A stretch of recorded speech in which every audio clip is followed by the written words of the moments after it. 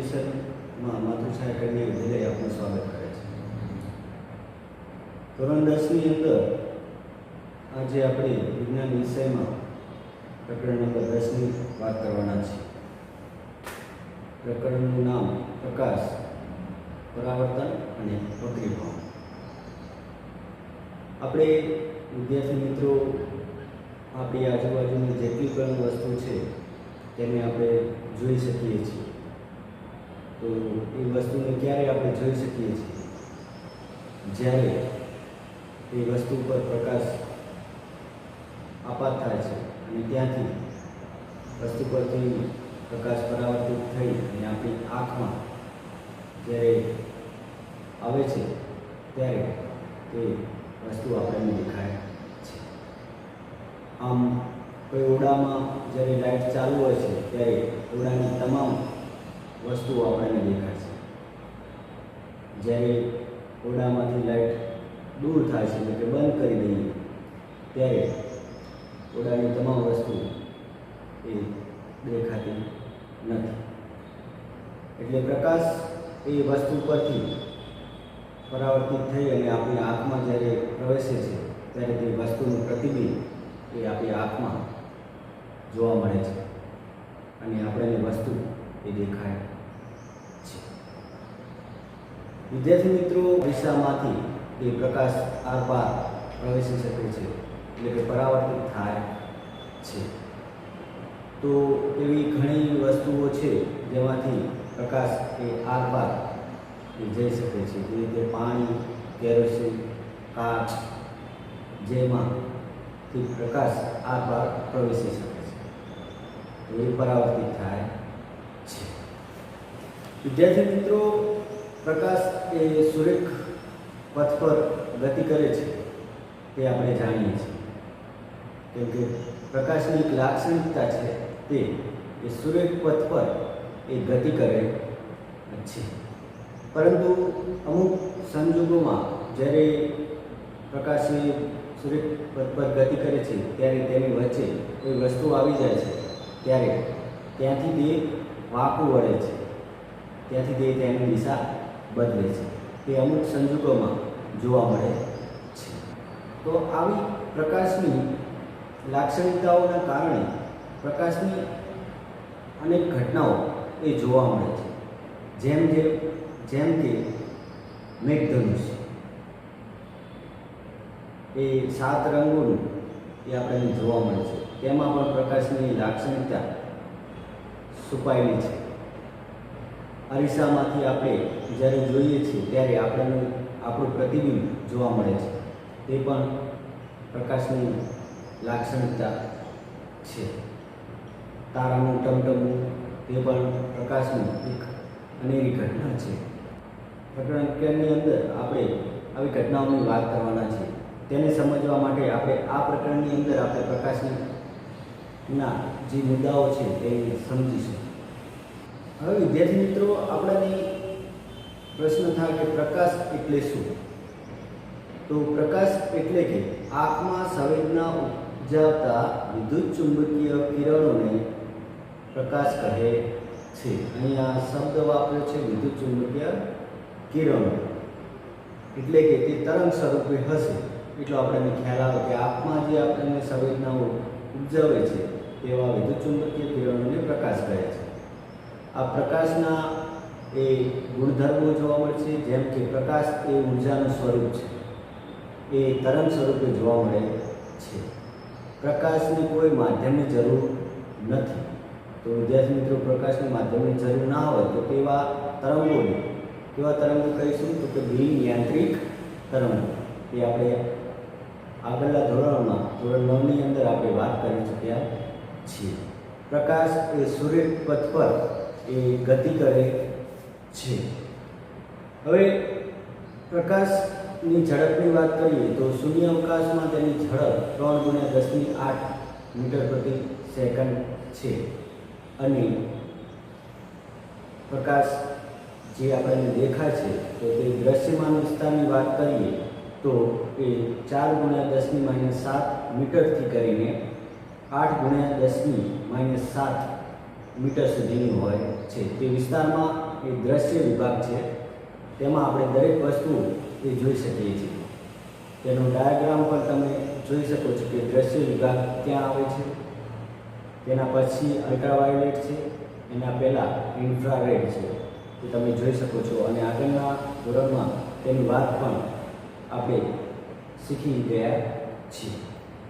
તો આ થઈ વિદ્યાર્થી મિત્રો પ્રકાશ. હવે પ્રકાશનું કિરણ એટલે શું? પ્રકાશના પ્રસરણની દિશામાં એક બિંદુથી બીજા બિંદુ સુધી જે સૂર્યપથ બને છે તે સૂર્યપથને પ્રકાશનું કિરણ કહે છે.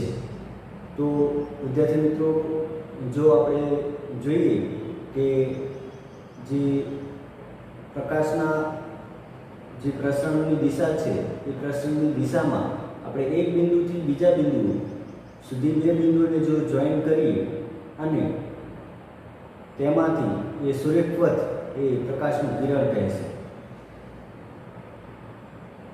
આ થઈ પ્રકાશનું કિરણની વાત. હવે કિરણ પુંજ એટલે શું?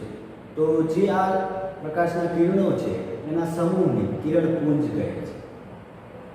હવે પ્રકાશ એટલે શું? પ્રકાશ કિરણ એટલે શું? પ્રકાશનું પુંજ એટલે શું? તેની વાત કરીએ. હવે પ્રતિબિંબ શબ્દ વધારે વપરાશે. તો પ્રતિબિંબ એટલે શું? વસ્તુ પરના કોઈ બિંદુએથી શરૂ કરી અને ઘણા બધા કિરણો પરાવર્તન અથવા વક્રીભવન પામી અને કોઈ એક બિંદુ એ ભેગા થશે અથવા ભેગા થાય તેવો આભાસ થાય છે, તો તે બીજા બિંદુને પ્રથમ બિંદુનું એ પ્રતિબિંબ કહે છે. તો વિદ્યાર્થી મિત્રો, આ વ્યાખ્યાની અંદર એ કોઈ બિંદુ લઈ લઈએ અને એક બિંદુમાંથી ઘણા બધા કિરણો એ પરાવર્તન થતા હશે અથવા વક્રીભૂત થઈ અને એક બિંદુ પાસે તે મળે છે. તો જે બે બિંદુ બીજો બિંદુ છે એ પ્રથમ બિંદુનું પ્રતિબિંબ બની જાય છે, તે તમે જોઈ શકો છો. હવે આ જે પ્રતિબિંબ છે એ બે પ્રકારના હોય છે. તમે વાસ્તવિક પ્રતિબિંબ અને આભાસી પ્રતિબિંબ એ વારંવાર આ પ્રકરણની અંદર શબ્દ સાંભળશો. તો વાસ્તવિક પ્રતિબિંબ એટલે શું અને આભાસી પ્રતિબિંબ એટલે શું? તો જો પ્રકાશના કિરણો પરાવર્તિત કે વક્રીભૂત થયા બાદ વાસ્તવમાં કોઈ એક બિંદુએ મળતા હોય, વાસ્તવમાં આપણને તે બિંદુએ મળતા હોય, તો તે બીજા બિંદુનું એ બિંદુને એ વાસ્તવિક પ્રતિબિંબ મળે છે. વાસ્તવિક પ્રતિબિંબોને પડદા પર ઝીલી શકાય છે અને વાસ્તવિક પ્રતિબિંબ હંમેશા ઊંધું હોય છે. યાદ રાખજો વિદ્યાર્થી મિત્રો, આ બે વસ્તુ, વાસ્તવિક પ્રતિબિંબ એ પડદા પર ઝીલી શકાય છે અને વાસ્તવિક પ્રતિબિંબ એ હંમેશા ઊંધું હોય છે. બીજું છે આભાસી પ્રતિબિંબ. જો પ્રકાશના કિરણો પરાવર્તિત કે વક્રીભવન પામી અને તે મળતા ન હોય પરંતુ વાસ્તવમાં તેઓ આભાસ થાય, આપણને મળે છે તેવો આભાસ થાય, તો તેમના દ્વારા જે પ્રતિબિંબ બને છે એ આભાસી પ્રતિબિંબ કહે છે. તો જે બિંદુએ મળશે એ બિંદુ વાસ્તવમાં મળતા નહીં હોય પરંતુ તેઓ ભાસ આપણને થશે કે તે બિંદુ પાસે એ કિરણો એ મળે છે. આભાસી પ્રતિબિંબ એ પડદા પર ઝીલી શકાતું નથી અને આભાસી પ્રતિબિંબ હંમેશા ચત્તું હોય છે, એટલે સીધું હશે. આ થઈ વિદ્યાર્થી મિત્રો વાસ્તવિક પ્રતિબિંબ અને આભાસી પ્રતિબિંબની વાત. હવે જે દરેક પ્રકાશની ઘટનાઓ છે તે આપણે જાણીશું, સમજીશું. તેના માટે આપણે પ્રકાશના જે મૂળભૂત ગુણધર્મો છે તેને સમજીશું. તો શરૂઆતમાં પ્રકાશનું પરાવર્તન જોઈએ. પ્રકાશનું પરાવર્તન એટલે કે reflection of light. Reflection of light એટલે કે પ્રકાશના કિરણો છે એ પરાવર્તિત સપાટી પર આપાત થઈ અને આપણને પાછા મળે છે અને પરાવર્તિત થઈ અને આપણી પાસે આવે છે તેવા કિરણોને પ્રકાશનું પરાવર્તન થઈ કહેવાય છે. જેમ કે સંપૂર્ણ પોલિશ કરેલી સપાટી છે તેઓ અરીસો પેન લઈ શકો કે જે સંપૂર્ણ પોલિશ કરેલો અરીસો છે તેમાં મોટા ભાગના પ્રકાશનું પરાવર્તન થાય છે. કેમ કે સંપૂર્ણ પોલિશ કરેલો અરીસો છે તેમાંથી સંપૂર્ણ એ પ્રકાશનું પરાવર્તન થતું હશે. પ્રકાશના નિયમો એ આપણે જોઈ ગયા છે. ફરીથી તેને પ્રકાશના નિયમો એ સમજીએ. કોઈ વસ્તુ પર આપાત કિરણ આપાત થાય છે ત્યારે આપાત કોણને લંબ એક ખૂણો બનાવે છે જેને આપણે આપાત કોણ કહીશું. અને આપાત કિરણ જ્યારે વસ્તુ પર આપાત થાય છે ત્યારબાદ તે પરાવર્તિત થઈ એટલે કે પરાવર્તિત કિરણ મળે છે આપણને ત્યારે આપાત કોણને જે દોરેલો લંબ અને પરાવર્તિત કિરણને એક ખૂણો બનાવે છે જેને પરાવર્તક કોણ કહે છે.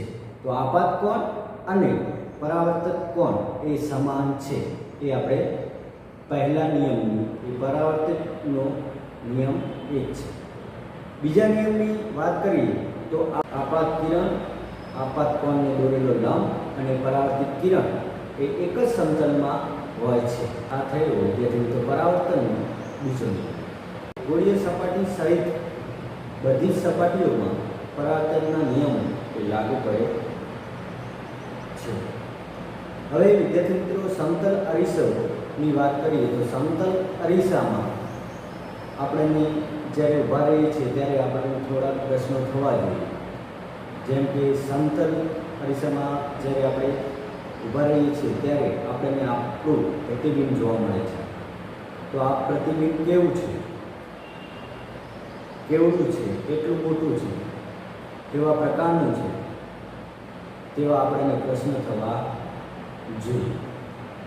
તો જ્યારે આપણે સમતલ અરીસામાં જોઈએ છીએ ત્યારે એ પ્રતિબિંબ એ કેવા પ્રકારનું જોવા મળે છે. તો એ પ્રતિબિંબ એ આપણને અરીસાની અંદરની ભાગમાં મળે છે. એટલે કે એ પ્રતિબિંબને આપણે જોવા માટે આપણે અરીસાની અંદર જોવું પડે છે અને તેને આપણે પડદા પર ઝીલી શકતા નથી. તો તેનો પ્રકાર એ આભાસી અને ચતુર એ જોવા મળે છે. વિદ્યાર્થી મિત્રો બીજી વાત કરીએ તો એ પ્રતિબિંબ એ આપણા જેવડું હોય છે કે મોટું હોય છે તો એ પ્રતિબિંબ સમતલમાં આપણા જેટલું જોવા મળે છે.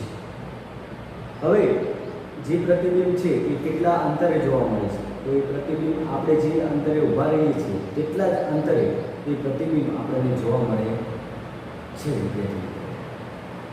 અને આ જે સમતલ અરીસો છે તેમાં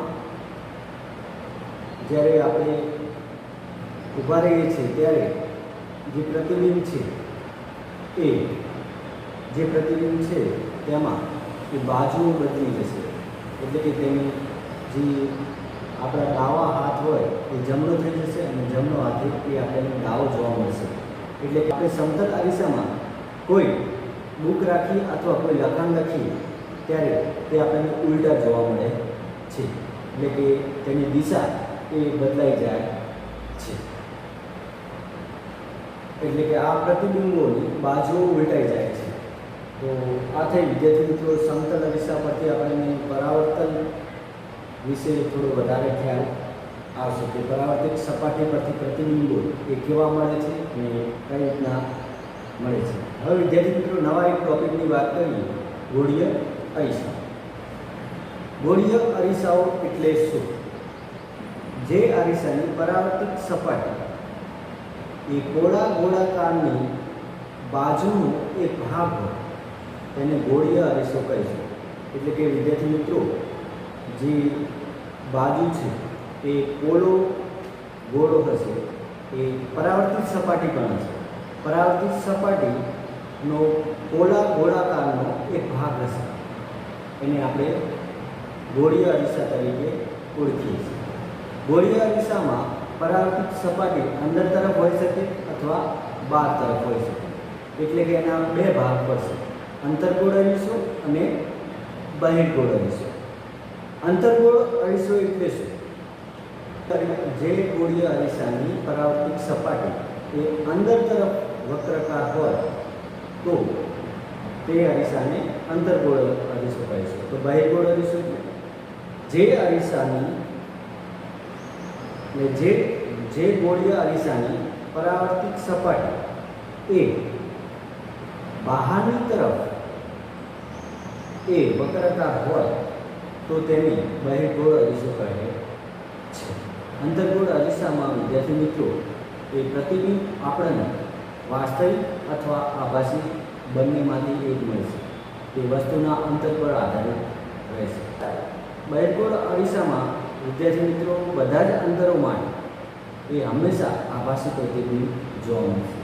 અંતર્ગોળ અરીસામાં અને બહિર્ગોળ અરીસાના ઉદાહરણો એ તમને જોવા મળે છે. હવે ગોળીય અરીસાના જે સંદર્ભમાં આપણે શબ્દોનો ઉપયોગ કરીશું. ગોળીય અરીસા માટે આપણે પારિભાષિક શબ્દોનો ઉપયોગ કરીશું વારંવાર. તો તે શબ્દોની વ્યાખ્યા અને તેની સમજ જોઈએ. તેમાં સૌ પ્રથમ છે વિદ્યાર્થી મિત્રો ધ્રુવ છે. ગોળીય અરીસાની પરાવર્તિત સપાટીના કેન્દ્રને ધ્રુવ કહે છે. એટલે ગોળીય અરીસો છે એની પરાવર્તિત સપાટી એના જે કેન્દ્ર છે, મધ્ય બિંદુ છે, તેને ધ્રુવ કહે છે. હવે વિદ્યાર્થી મિત્રો ધ્રુવ એ મધ્ય બિંદુ આગળ જોવા મળશે. એટલે આપણને જો આ રીતના અરીસો આપણી સમક્ષ હશે તો તેનું મધ્ય બિંદુ આ રીતના જોવા મળશે. જ્યારે તેને હું સીધો કરીશ ત્યારે તેનું મધ્ય બિંદુ અહીંયા જોવા મળશે. તો આપણે આકૃતિની અંદર જ્યારે જોવા મળશે, આકૃતિની અંદર આપણે વારંવાર જે સપાટી છે એના મધ્ય બિંદુની અંદર આપણે આ રીતના દર્શાવીશું. તો ધ્રુવ એ ધ્રુવ સપાટીની પર જ હોય છે. એટલે જે ગોળીય અરીસાનો એક ભાગ એ ધ્રુવ કહી શકીએ છીએ. ત્યારે જો ગોળીય સપાટીનો એક ભાગ એ ધ્રુવ છે. બીજી વધુ એક પારિભાષિક શબ્દ વક્રતા કેન્દ્ર એટલે શું? વક્રતા કેન્દ્ર એટલે કે જે ગોળીય અરીસાની પરાવર્તિત સપાટી છે તે પોળા ગોળાકારનો એક ભાગ છે. એ આપણે જાણીએ છીએ. એ પોળા ગોળાકારના કેન્દ્રને વક્રતા કેન્દ્ર કહે છે. હવે વિદ્યાર્થી મિત્રો એ અરીસોની જ્યારે આપણે જોઈએ ત્યારે વક્રતા કેન્દ્ર એ અરીસાનો એક ભાગ ન ગણી શકે. ત્યાર પછી છે વક્રતા ત્રિજ્યા. વક્રતા ત્રિજ્યા એટલે ગોળીય અરીસાની જે પરાવર્તિત સપાટી છે તેનું ધ્રુવ અને જે વક્રતા કેન્દ્ર છે તે વચ્ચેનું અંતર, એટલે કે ધ્રુવ P અને વક્રતા કેન્દ્ર C. તો C અને P વચ્ચેનું જે અંતર છે એને વક્રતા ત્રિજ્યા કહે છે. ત્યાર પછી છે વિદ્યાર્થી મિત્રો દર્પણ મુખ, જેને આપણે એપાર્ચર તરીકે ઓળખીએ છીએ. દર્પણ મુખ એટલે શું? તો ગોળીય અરીસાની પરાવર્તિત સપાટીની વર્તુળાકાર ધારના વ્યાસને ગોળીય અરીસાનું દર્પણ મુખ કહે છે. તો વિદ્યાર્થી મિત્રો જે ગોળીય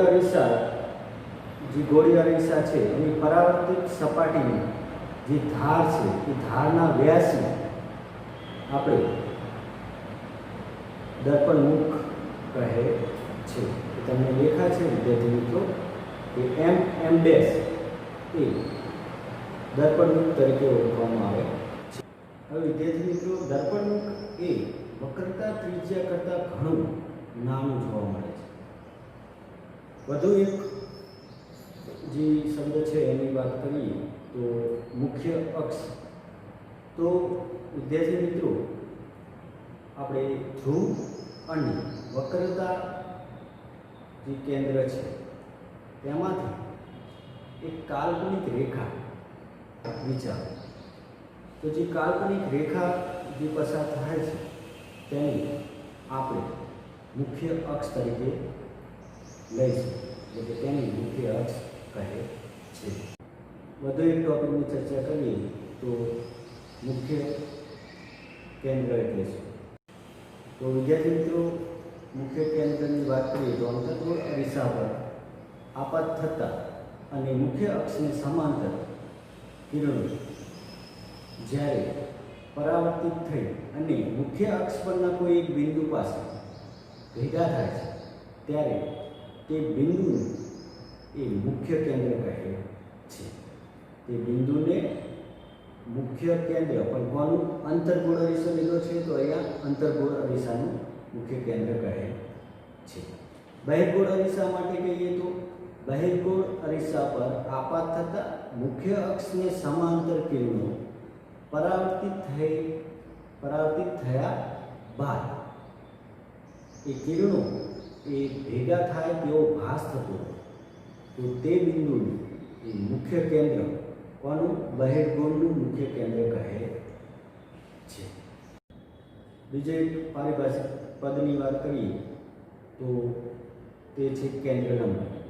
ગોળીય અરીસાના ધ્રુવ અને મુખ્ય કેન્દ્ર વચ્ચેના અંતરને કેન્દ્ર લંબાઈ કહે છે. હવે વિદ્યાર્થી મિત્રો, નાના દર્પણ મુખવાળા જે અરીસાઓ છે તેમાં એ વક્રતા ત્રિજ્યા એ કેન્દ્ર લંબાઈ કરતાં ખૂબ જ મોટી હોય છે, એટલે તેનું R બરાબર 2F નો ઉપયોગ કરવામાં આવે છે. તો આ સૂત્રનો આપણે વારંવાર તેનો આપણે ઉપયોગ કરીશું. તો આ થઈ વિદ્યાર્થી મિત્રો કેટલાક પારિભાષિક પદોની વાત. આ ભાગની અંદર આપણે આટલું રાખીશું. નેક્સ્ટ ભાગની અંદર આપણે તેના ગોળીય અરીસા દ્વારા જે પ્રતિબિંબો મળે છે તેની વાત આપણે કરીશું.